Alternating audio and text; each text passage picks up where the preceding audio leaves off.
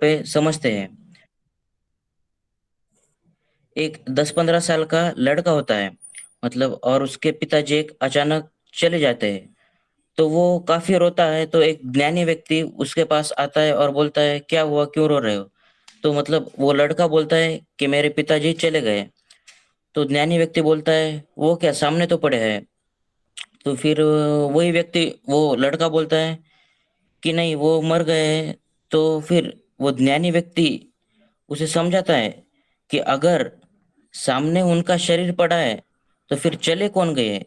तो यहीं से कुछ टॉपिक की स्टार्ट होती है कि जो चले गए वास्तविक में शरीर नहीं, बल्कि अंदर की हमारे आत्मा होती है। तो फिर यहीं से हमारा टॉपिक का शुरुआत होता है कि you are not body, then who I am, then I am soul. तो फिर सोल क्या होता है? For the soul there is neither birth nor death in any condition. मतलब हम सब एक आत्मा है जिसका ना तो कभी आदि है और ना ही कभी अंत है। आत्मा तो अनंत है, यानी कि हम जब इस संसार से मुक्त होंगे तो बस हमारा शरीर चला जाएगा, ना कि हमारी आत्मा। तो फिर आगे हम देखेंगे कि व्हाट इज सोल। तो आत्मा जो है, ना तो कोई वस्तु है और ना ही कोई चीज। तो ये एक केवल अस्तित्व है जिसके कारण हम हमारे आसपास होने वाली क्रियाओं को महसूस कर सकते हैं। आत्मा केवल हमें इस बात से जागरूक करती है कि ना तो हम कभी, ऐसा इस संसार में समय था कि हम कभी ना थे, और ना ही कभी समय आएगा कि हम चले जाएंगे। तो फिर यही कुछ आगे हम देखेंगे कि शरीर और आत्मा के बीच क्या डिफरेंस है। तो हम देखते हैं कि जैसे एक समय के साथ साथ हमारा शरीर की कुछ चेंजेस होते रहती है। जैसे यौवन में कुछ अलग शरीर होता है, और बुढ़ापे में अलग, और शिशु अवस्था में कुछ अलग। पर आत्मा जो है, एक इंसान में जब जन्म से अंत तक एक ही होती है, और जैसे ही हम इस संसार से चले जाते हैं तो आत्मा कुछ अलग रूप ले लेती है। तो यही मेन डिफरेंस है कि शरीर दिन प्रतिदिन बदलता है, पर आत्मा वही रहती है। आगे हम देखेंगे कि the soul pervades the entire body, कि आत्मा हमारे शरीर में कहाँ उपस्थित है।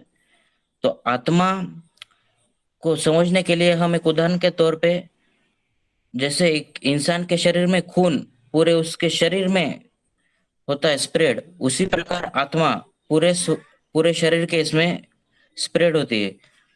जिस प्रकार तो हम ऐसे समझ सकते हैं कि व्यक्ति, हर एक उसका गुण धर्म होता है। जैसे हर एक इंसान के अंदर का खून खुद का होता है, उसी प्रकार आत्मा भी उसके स्वयं की होती है। तो कुछ आत्मा के गुण धर्म हैं जो कि हम आगे देखेंगे। The soul is indestructible, unbreakable and insoluble.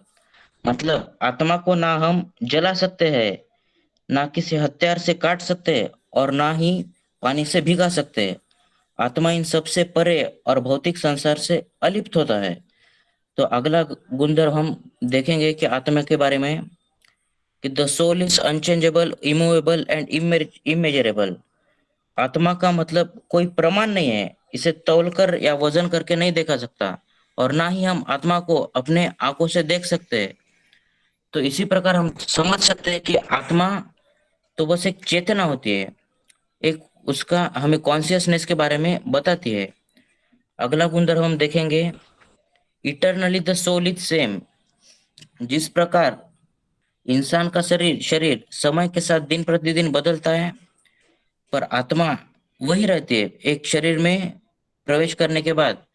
जैसे इंसान का जन्म होता है, जन्म से अंत तक आत्मा एक ही रहती है, और एक व्यक्ति का गुण जो आत्मा से होता है वही उसकी पहचान होती है। आगे गुणधर्म देखेंगे, the soul accepts new body. जैसे ही इंसान इस संसार से मुक्त होता है तो उसका शरीर उसे छोड़कर एक नई स्थान पर चला जाता है। मतलब इंसान का शरीर तो यही होता है, पर उसकी आत्मा जो है एक नया शरीर धारण कर लेती है। जैसे कि कोई पुराने कपड़े हो चुके हैं तो हम इसे किसी गरीब को दे देते हैं, उसी प्रकार आत्मा एक शरीर छोड़ने के बाद दूसरा शरीर प्राप्त कर लेती है। तो हम इससे देख सकते हैं कि किस प्रकार हम एक शरीर से अलग है, और ना हम इस, जैसे हम बोलते हैं किस कोई वस्तु को हम ये मेरा मोबाइल है, ये मेरा किताब है, उसी प्रकार ये शरीर हमारा है और हम जो है वही आत्मा है। तो ये था कुछ आत्मा और शरीर के साथ डिफरेंस। Thank you.